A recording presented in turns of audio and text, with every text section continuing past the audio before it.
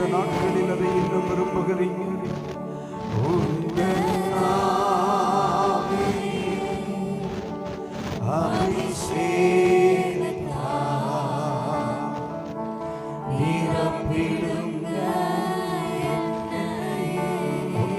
கைகளை இப்படியே உயர்த்தி என்னை அபிஷேகம் பண்ணுங்க.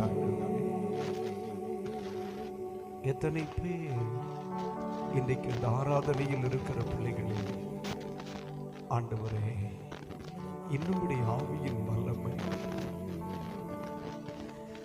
ஏற்கனவே எலியாவின் சால்வையின் மகத்துவத்தை புரிந்து கொண்ட எலிசா, அவர் எடுக்கப்பட்டு போவதற்கு முன்னே ஒரு முறை சால்வையின் மகிமையை உணர்ந்த மனிதன் இரண்டாவதும் கேட்கிறார், இந்த உலகத்தில் வேறு எதுவும் வேண்டாம், உம்முடைய சால்வை எனக்கு தேவை, உம்முடைய கிருபை எனக்கு தேவை. காரணம் என்ன? ஐயா, வயலில் 12வது ஏர் உழுது கொண்டிருந்த பொழுது ஆண்டுகளுக்கு முன் என் மேல் ஒரு சால்வை விழுந்தது, ஆண்டுகளுக்கு முன் என் மேல் ஒரு கிருபை விழுந்தது, ஆண்டுகளுக்கு முன் ஒரு அபிஷேகம் என் மேல் விழுந்தது. அந்த அபிஷேகம் என்னை இதுவரை நடத்தி கொண்டு வந்தது. இப்பொழுதும் நான் கேட்கிறேன், என்னுடைய ஆவியினால் நிரப்பும் ஆண்டவரே. எத்தனை பேர் இந்த ராத்திரி பொழுதில் ஆண்டவரை பார்த்து உந்தன் ஆவி அபிஷேகத்தால் நிரப்பிடுங்க என்னை, உங்கள்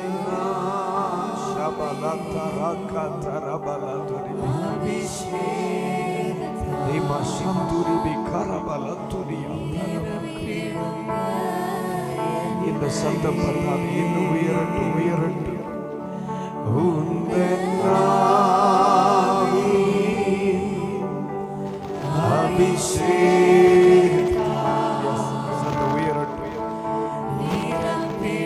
சகோதரர்களுடைய பக்கத்தில் இன்னும் சத்தம் உயரட்டு, இன்னும்படி அபிஷேகம்.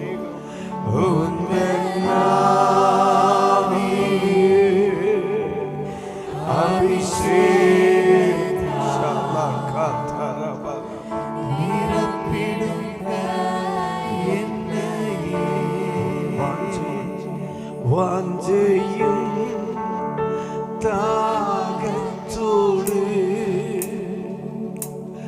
உந்தன் பாதத்தை என்றும் மொத்தம் செய்வேன். வாஞ்சையும் தாகத்தோடு உந்தன் பாதத்தை என்றும் உந்தன்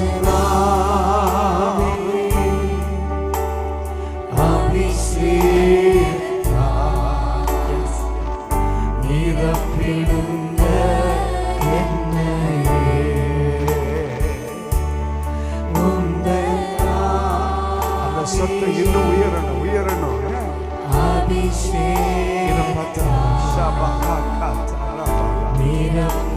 இந்த பாடலை பாட பாட உங்களுக்கு அந்நிய பாஷையில் துதிக்க தோன்றுமே.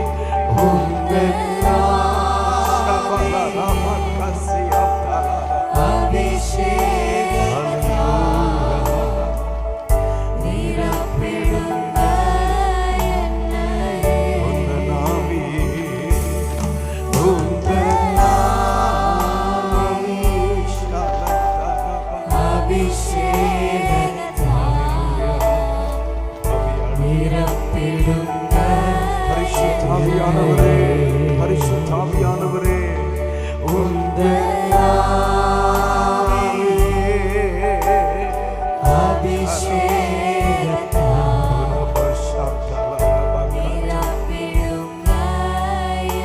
அபிஷேகம் பெற்றவர்கள் முருகன மன்னிய பாசையில் தேவனை